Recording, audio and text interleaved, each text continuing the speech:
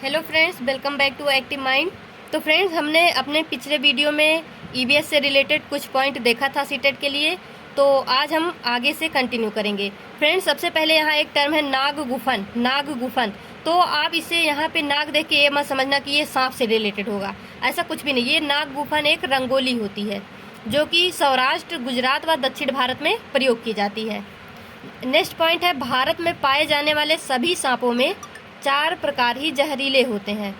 उसमें से एक है नाग, दूसरा है करैत, तीसरा है दुबोइया, चौथा है अफाई अफाई। फ्रेंड्स, ये जो नाग है इसको हम किंग कोबरा भी बोलते हैं।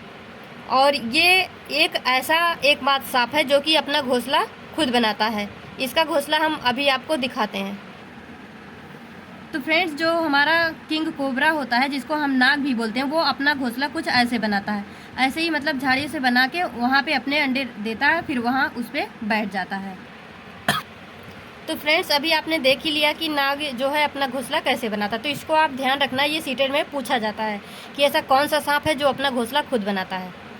सांप के 2 दांत और 2 दांत होते हैं, इन्हीं के द्वारा जहर शरीर में जाता है। इसके दांत जो होता है ऐसे करके निकले होते हैं और वो जब ऐसे पिंच करता है तो उसी से जो जहर होता है हमारे बॉडी में चला जाता है। फ्रेंड्स, यहाँ पे आप ये भी जान लीजिए कि जो हमारे जहरीले सांप नहीं होते वो जब काटते हैं तो ऐसे 3 निशान बनते हैं, और जो जहरीले सांप होते हैं जब वो काटते हैं तो केवल 2 निशान बनते हैं। इससे आप पता लगा सकते हैं कि सांप जहरीला है या नहीं है उसके काटने के बाद।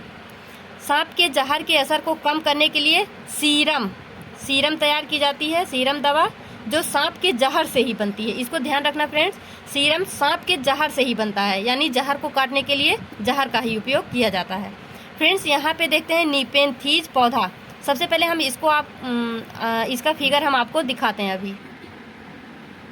तो फ्रेंड्स, ये होता हमारा निपेंथीज पौधा। यहाँ पे ये ऐसे कांटेदार ऐसे बने होते हैं। जो भी कीड़ा मकोड़ा आता है ये उसको अपनी गंध से अट्रैक्ट करता है, और जो कीड़ा इसके अंदर जैसे जाता है तो इसका माउथ ये क्लोज हो जाता है, ये उसी प्रकार से उसको खा जाता है। इसीलिए इसको कीट भक्षी पौधा भी बोलते हैं। तो फ्रेंड्स, जो हमारा निपेंथीज पौधा, इसको पिचर प्लांट भी बोला जाता है। घड़े के जैसा होता है ना, अभी आपने देखा। पिचर प्लांट भी बोलते हैं और कीट भक्षी पौधा भी बोलते हैं, क्योंकि ये कीड़ों को खाता है। ये ऑस्ट्रेलिया में पाया जाता है, इंडोनेशिया में पाया जाता है, और हमारे भारत के मेघालय में पाया जाता है। ये मत बोलना कि पूरे भारत में पाया जाता है, भारत के मेघालय में पाया जाता है। कभी कभी सीटेट में ऐसे पूछता है कि निपेंथीज हमारे भारत में नहीं पाया जाता है, तो ये गलत है, क्योंकि ये हमारे भारत के मेघालय में पाया जाता है। ये क्लीवर प्लांट होता है। क्लीवर मीन्स चालाक पौधा होता है। स्पेशल स्मेल, यानी एक विशेष गंध निकालता है ये, जिससे कीट जो होते हैं, इंसेक्ट जो होते हैं, इसकी तरफ अट्रैक्ट होते हैं। और फिर ये उन कीड़ों को, मतलब छोटे मोटे कीड़े मकोड़े जो होते हैं, उसमें मेढक भी होता है, चूहा भी होता है, इन सबको जब ये उसके माउथ के पास जाते हैं फिर ये उसमें इनको बंद कर लेता है, तो इस तरह से ये उनको खा जाता है। फ्रेंड्स, ये नेक्स्ट पॉइंट याद रखना, वेलक्रो। वेलक्रो क्या होता है? कभी भी आप जब सैंडल पहनते होंगे जिसमें वो हम उसको चिपकाते हैं तो ऐसे उसको जब छुड़ाते हैं चर चर की आवाज़ आती है, वही होता है वेलक्रो। यानी बैग में भी देखो कभी कभी उसको चिपकाने वाला रहता है ना, वही होता है। तो ये स्विट्जरलैंड के जॉर्ज मेस्ट्रल, ये एक जॉर्ज मेस्ट्रल जो है, इनके द्वारा इसको बनाया गया था 1948 ईस्वी में। ये कपड़ों, जूतों, बैग आदि में प्रयोग किया जाता है, जैसे कि मैंने अभी आपको बताया। बीजों पर बने छोटे हुक्स को कपड़े पर लगने के कारण निकाला गया था। फ्रेंड्स, यहाँ पे आप याद रखना, ये हमारे एनसीईआरटी में दिया है कि कौन कहाँ से आया जी, ऐसे करके कविता है। तो वहाँ से ये पूछा जाता है कि कौन सा मतलब फल या सब्जी कहाँ से आया है। तो ध्यान रखना, हरी मिर्ची, टमाटर, आलू, ये पुर्तगाल के व्यापारी दक्षिण अमेरिका से भारत लाए थे। और जो कॉफ़ी, भिंडी है, ये अफ्रीका से लाया गया था भारत में। बंद गोभी और मटर यूरोप से लाया गया था, और सोयाबीन चीन से आई है। तो इसको याद रखना, बीन चीन, ऐसे करके सोयाबीन चीन से आई है। कॉफ़ी में फा है, अफ्रीका में भी फा है, तो ऐसे करके आप इसको मतलब याद कर लेना। तो नेक्स्ट पॉइंट है अलबरूनी। ये अलबरूनी एक इतिहासकार थे। ये यात्री थे, 1000 वर्ष पूर्व हमारे भारत आए थे। कहाँ से आए थे? उज्बेकिस्तान से आए थे। 1973 को 1 वर्ष पूर्व ही आए थे।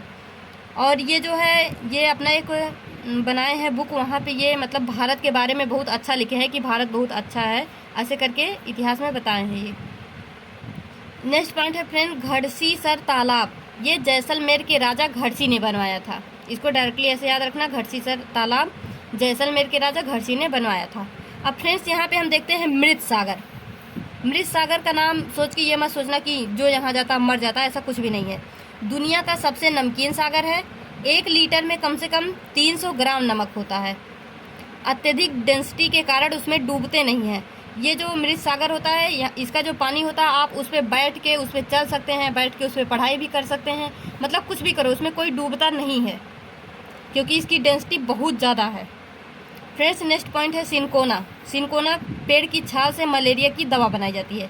ये डायरेक्टली पूछता है कि मलेरिया की दवा किस पेड़ के पौधे से बनाई जाती है, मतलब किस पेड़ से बनाई जाती है, किस पौधे की छाल से बनाई जाती है, तो हम बताएंगे सिनकोना। फ्रेंड्स नेक्स्ट पॉइंट है एनीमिया। एनीमिया क्या होता है? ये हीमोग्लोबिन या आयरन की कमी से होता है। और इसका उपाय क्या है, यानी एनीमिया को ठीक करने के लिए हमको क्या खाना पड़ता है? गुड़, आंवला, हरी पत्तेदार सब्जी। और यहाँ पे आप याद रखना, गुड़, आंवला, हरी पत्तेदार सब्जी, सही है। तो फ्रेंड्स कभी कभी हमको, जैसे हमने पढ़ा कि एनीमिया आयरन की कमी से होता है, तो कभी कभी ये पूछता है कि मतलब बताइए कि ऐसा क्या चीज़ है जिसमें आयरन की मात्रा भरपूर होती है।